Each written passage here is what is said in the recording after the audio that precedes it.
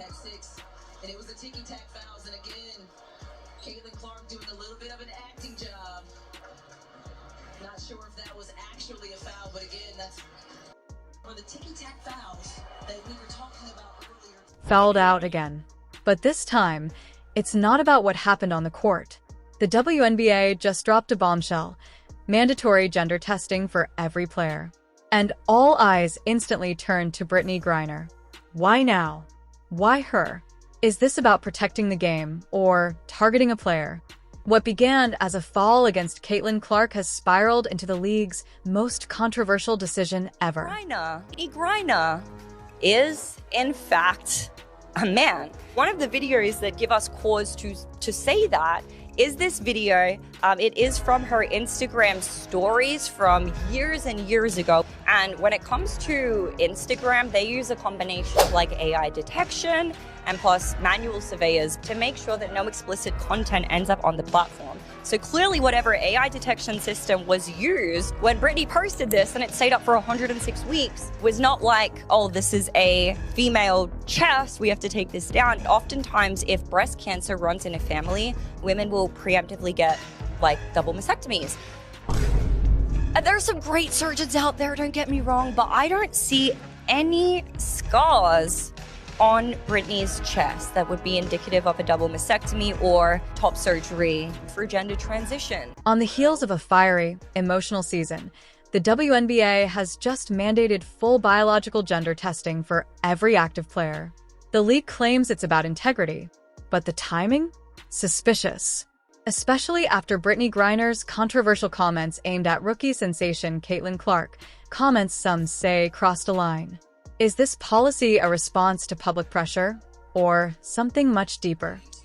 Get into that is really hard and really scary. You're about to be a mom.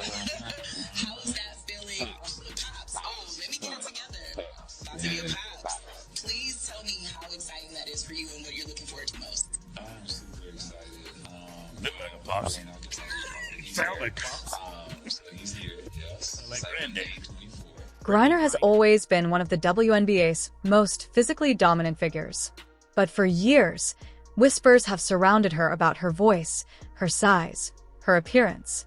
Until now, no league official dared to address it. But Caitlin Clark changed the game. Her rise brought millions of new eyes to women's basketball, and scrutiny followed. It was like a lady. A resurfaced Instagram video only added fuel to the fire. In it, Griner appears shirtless, and the platform's own AI didn't flag it as female nudity. That's not just an algorithm mistake. That's an open question. How does even a machine perceive Griner's biological sex? The speculation wasn't just online anymore. It exploded. The new policy demands players undergo comprehensive hormone and chromosomal analysis. No exceptions. Critics are calling it invasive, discriminatory, even transphobic. But supporters say, women's sports must be fair. If biological males compete, what's left of the distinction? Let's be honest. This never would have happened without Caitlin Clark. Her arrival didn't just bring talent, it brought visibility. Millions of fans, sponsors, national debate. She became the face of the league. And with that came pressure for answers. And the biggest question?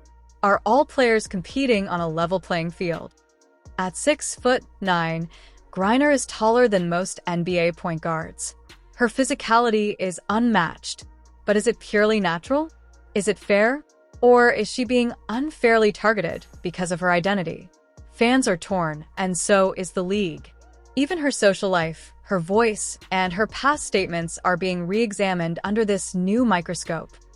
Supporters of the testing policy say this isn't about hate, it's about science.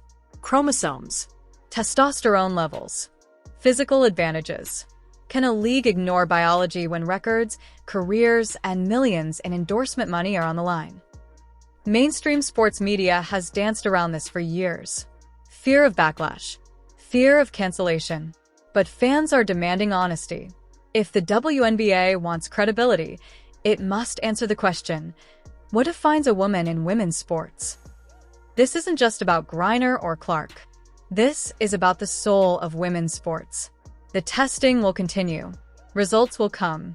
And, depending on what's revealed, entire careers, reputations, and the future of the league could crumble overnight. The only certainty? There is no going back. Explosive developments in the WNBA. Brittney Griner is under fire after confronting Caitlin Clark, and now the league has dropped a bombshell: mandatory gender testing for every player. What does this mean for Griner's career and for women's basketball itself? Explosive developments in the WNBA. Brittney Griner is under fire after confronting Caitlin Clark, and now the league has dropped a bombshell: mandatory gender testing for every player. What does this mean for Griner's career and for women's basketball itself? It all started with that viral in-game elbow and racial slur directed at Caitlin Clark, sparking outrage and years of whispers about Griner's eligibility. Now the WNBA is taking extraordinary action. Vision. Show clip of the elbow/slur, brief 2 to 3 seconds, overlay tweets and fan reactions, then cut to graphics.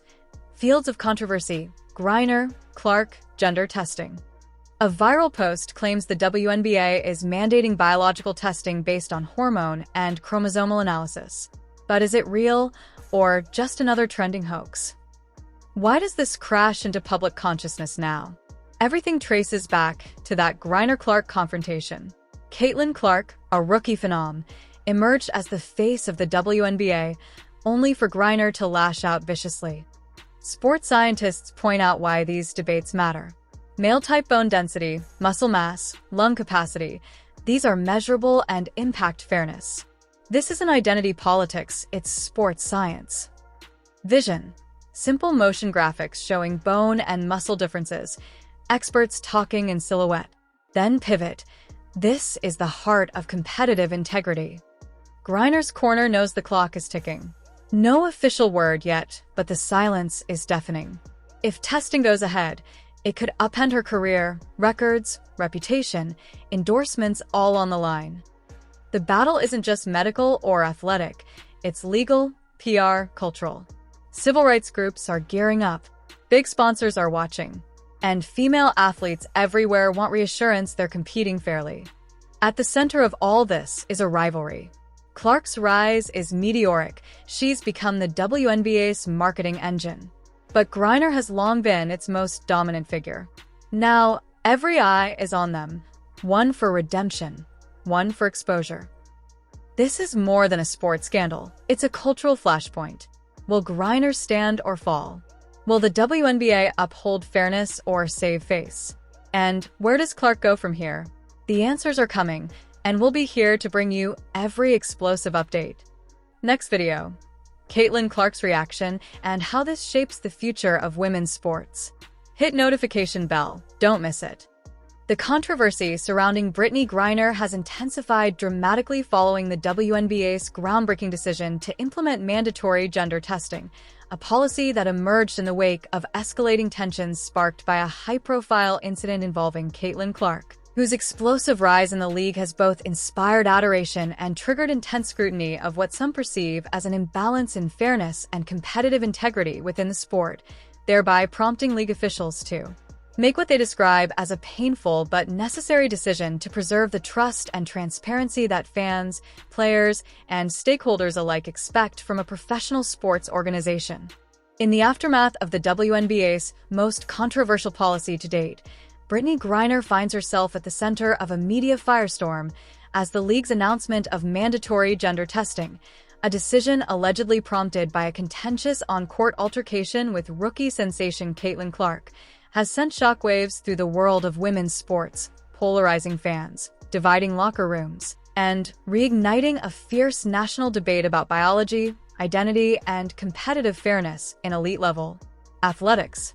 The clash between Griner and Clark was more than just a physical encounter. It symbolized the intersection of old guard dominance and a new wave of athletic celebrity, thrusting long-simmering controversies into the spotlight. While Griner has long been an icon both on and off the court, representing not only elite performance, but also the LGBTQ+ community and political activism, her towering presence and exceptional physicality have repeatedly sparked unspoken questions among critics regarding the nature of fairness in competition. Clark, by contrast, has been lauded as the savior of the WNBA's ratings, a clean-cut phenom with a three-point shot and the kind of media narrative that sponsors adore. When the two collided, literally and figuratively, it wasn't just a game, it was a flashpoint. The WNBA's response, initiating gender verification protocols under the veil of ensuring competitive integrity, has become a lightning rod. Advocates argue it's a necessary step to restore faith among fans who have questioned the legitimacy of matchups involving players with perceived physical advantages.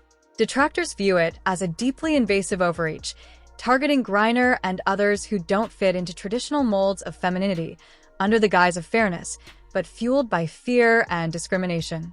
The move has triggered protests from players' unions, emergency boardroom meetings from franchise owners, legal threats from civil rights attorneys, and a wave of think pieces dissecting what it means to be a woman in modern sport. Meanwhile, social media has erupted into chaos. Hashtags like #StandWithGriner, #LetHerPlay, and #ProtectClark are trending simultaneously, each feeding a different narrative. Caitlin Clark herself has remained relatively silent, issuing only a brief statement about respecting the league's decisions while reaffirming her commitment to competing hard and clean. But her silence is seen by some as complicity, by others as wisdom. Griner, for her part, has gone on the offensive in interviews, questioning the timing of the policy and the motives behind it. She has openly challenged the WNBA to prove that this isn't just a political move wrapped in policy paper. "I've been in this league for over a decade," she stated on national television. Why now? The implication was clear. Something had changed, and it wasn't just science. As league officials try to manage the firestorm, questions multiply. Who decides what constitutes acceptable biological femininity in sport? Are hormonal levels, chromosomes, and bone density now metrics for participation, or are they shields for subjective exclusion? The medical panel established to implement the testing has already drawn criticism for its lack of transparency, with several high-profile scientists publicly declining to participate. Civil liberties groups have filed injunctions to halt the program, citing privacy violations and potential emotional harm. Yet others, especially coaches and former players, have come forward to say they support the testing, believing it levels a playing field that has long been imbalanced in silence. They argue that if the WNBA doesn't address these issues head-on, the league risks losing legitimacy as more female athletes begin to question the validity of their own careers and records. The pressure cooker environment has revealed deep fractures in the WNBA community, splitting players, executives, fans, and sponsors into uneasy camps. Some teammates have privately expressed concern over locker room tensions. Others have spoken to reporters about an atmosphere of mistrust and fear. As the first round of tests approaches, Griner is scheduled to be among the initial group, a fact leaked to the press and met with outrage by her legal team. "This is trial by policy," her lawyer said. "There's nothing neutral about the way this is being implemented." The implications extend far beyond basketball. If the WNBA goes through with the program, other leagues, collegiate and professional alike, will be watching closely. A successful rollout could trigger similar policies in women's tennis, swimming, and track. A legal disaster could set back gender policy reform by a decade. Behind the scenes, players' families are getting involved. Caitlin Clark's parents, known for their careful media image, have been notably absent from comment, while Griner's wife has begun a press tour demanding accountability from the league. Meanwhile, sportswear brands, caught between two cultural titans, are scrambling to revise their campaigns, unsure whether aligning with Griner signals bravery or backlash. Media outlets, sensing blood in the water, have started to spin the story into cable-ready conflict. One network is reportedly developing a documentary titled The Test, focusing on the fallout from the WNBA's decision. Streaming giants are sniffing around for exclusive interviews, with one unnamed source offering 7 figures to Caitlin Clark for her first words. All this is happening against the backdrop of an upcoming All-Star game, where both Griner and Clark were expected to be featured headliners. Now, there are questions about whether either will even attend, much less play.